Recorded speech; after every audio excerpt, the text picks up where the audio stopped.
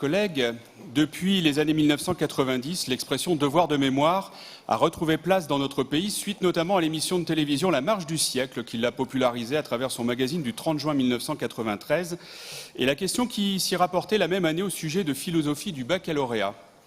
Pourtant, la politique de mémoire est bien antérieure à cela, destinée à ses débuts à perpétuer le souvenir des guerres que la France avait connues depuis 1870, à accompagner les actions des anciens combattants en faveur de la transmission des valeurs républicaines qu'ils avaient défendues et à favoriser la cohésion sociale.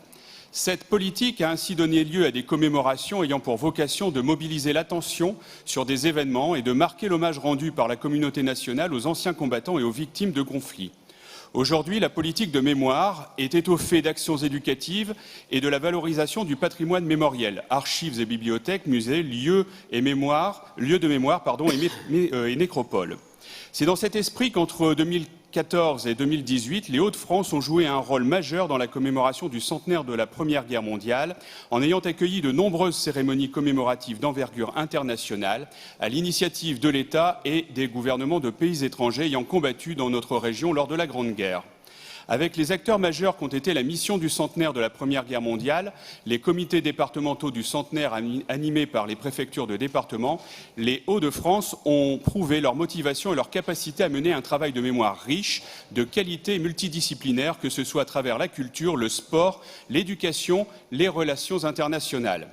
Alors que les commémorations du centenaire de la Première Guerre mondiale sont désormais achevées, le groupe UDI-UC salue et soutient votre initiative, Monsieur le Président, Madame la conseillère déléguée, à définir à travers cet accord-cadre avec le ministère des Armées la mise en œuvre d'une politique mémorielle dans les Hauts-de-France qui apparaît comme étant la valorisation, voire la reconnaissance d'un véritable projet de territoire que vous avez porté, Monsieur le Président, Madame la conseillère déléguée, projet de territoire éprouvé, efficient et reconnu, voulant se pérennisé, terriblement ancré dans le cœur des habitants des Hauts-de-France, terriblement ancré dans nos territoires, dont ceux qui rentrent plus particulièrement dans cette collaboration État-région, territoires qui porteront encore longtemps les affres de l'histoire.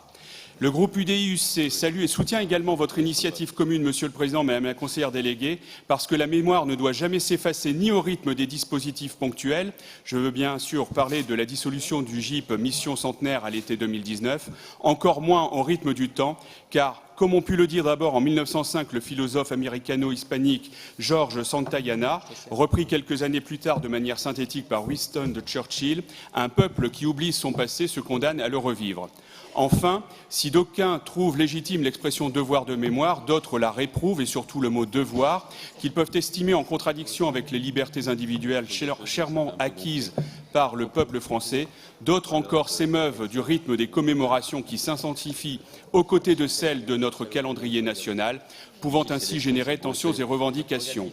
En concluant cet accord-cadre relatif à la définition et la mise en œuvre d'une nouvelle politique mémorielle dans les Hauts-de-France entre l'État, à travers le ministère des Armées, et la région, vous valorisez, Monsieur le Président, Madame la conseillère déléguée, nos différents lieux mémoriels et inscrivez la politique régionale actuellement menée dans la durée, dans l'apaisement, ainsi que dans les perspectives naturelles et attendues du XXIe siècle. Monsieur le Président, Madame la conseillère déléguée, chers collègues, je vous remercie de votre attention.